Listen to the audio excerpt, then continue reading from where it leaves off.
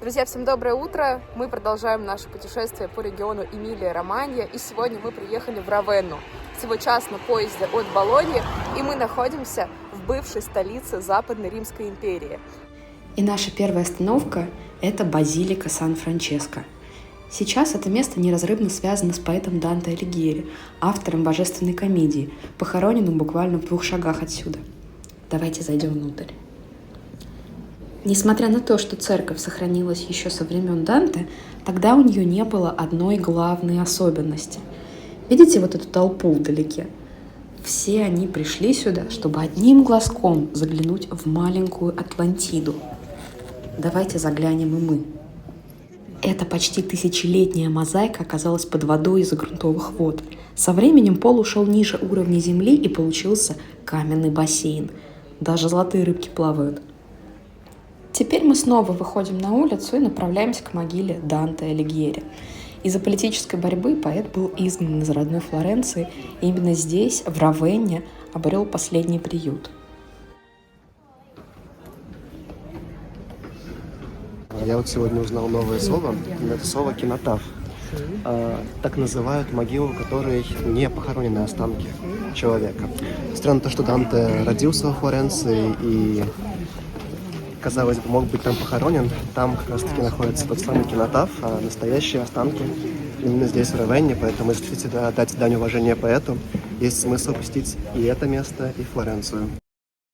Сегодня Флоренция каждый год присылает масло для лампы у могилы Данте, как символ примирения и памяти. Что ж, мы тем временем продолжаем гулять по Равенне, которую также называют городом мозаик. Здесь они действительно на каждом шагу. Вот в том числе на вывесках домов с названиями улиц. А теперь мы вышли на центральную площадь. Да, город сегодня кажется совсем безлюдным. Слышали даже, как прохожие жалуются на холод. И смотрите, какая прелесть. Пожилая пара идет уже так минут 5, и машина не сигналит и не пытается обогнать их. Так, мы продолжаем нашу программу «Культура». Сейчас наш самый опытный гид расскажет нам что-то новое. Прямо за нами сейчас уникальное сооружение, так называемый арианский баптистерий VI века. Если вы раньше не слышали про арианство, это такая ветвь христианства, в которой считалось, что Бог не триедин, есть Бог Отец Создатель, Он создает Бога Сына. В какое-то время арианство было признано ересью, поэтому следов от него почти не осталось, кроме вот этого как раз здания. И в данный момент это объект культурного наследия ЮНЕСКО.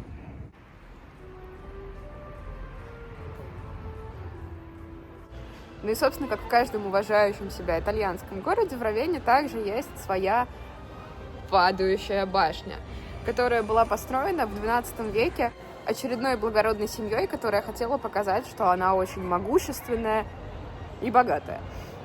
В 2000 году башню укоротили. Сейчас она 26 метров, однако была до этого на 13 метров выше. Сделали это из соображений безопасности.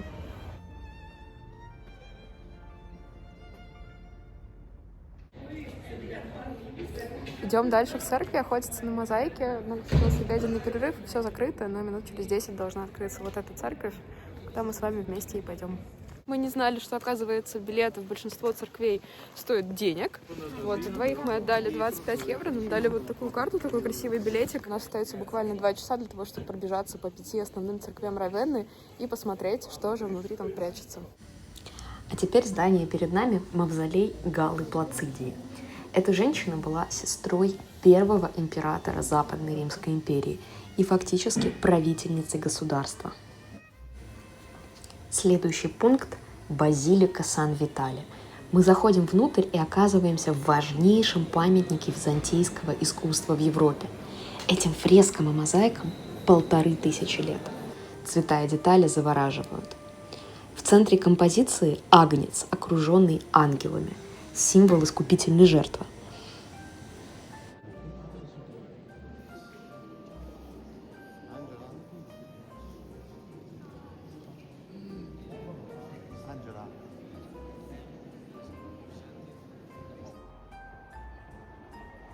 И теперь мы, замерзшие, бежим по Равенне к следующему пункту. И вот он, наконец, перед нами. Базилика Сант-Аполлинаре-Нуово. От предыдущих храмов она отличается тем, что сделана как галерея.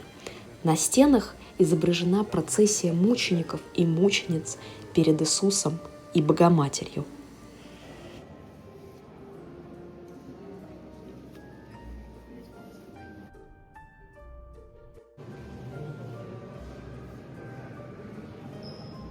И сейчас мы приближаемся к последней точке нашего маршрута – Баптистерию Ниона.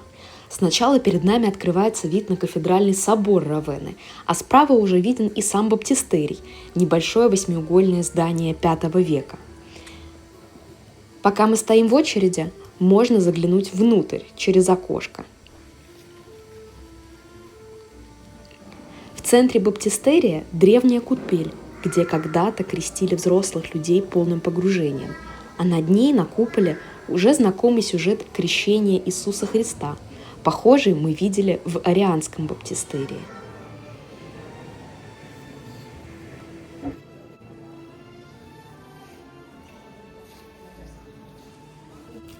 И, наконец, мы в архиепископском музее среди золота, древних мозаик и слоновой кости. Здесь хранятся сокровища епископов Равенны и редчайшие артефакты раннего христианства.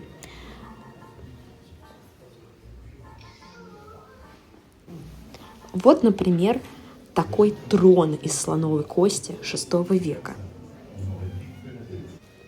И, конечно, мозаики. Куда же уже без них?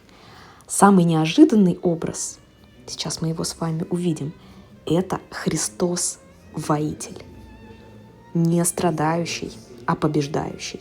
Отражение суровой эпохи раннего христианства. Мы снова вернулись на главную площадь. К 5 вечера Равенна наконец проснулась, однако большинство ресторанов остается закрытыми и открывается только к 7. Поэтому мы пошли ужинать в туристический ресторан, который, к сожалению, не можем прям от души рекомендовать, но оставим в кадре ради полноты рассказа. И из заметок на полях. Если вы вдруг путешествуете с детьми, или с не совсем выросшими взрослыми, не будем показывать на меня пальцем, советуем заглянуть в этот лего-магазин. Здесь можно найти редкие коллекционные наборы, которые уже не продаются в обычных магазинах. Ну а на этом пришло время прощаться, ведь мы едем обратно. Спасибо, что были с нами. Ставьте лайки, подписывайтесь, впереди еще много путешествий. И счастья вам в новом году! И теперь мы идем смотреть, что? По-другому Равенну называют еще городом мозаик.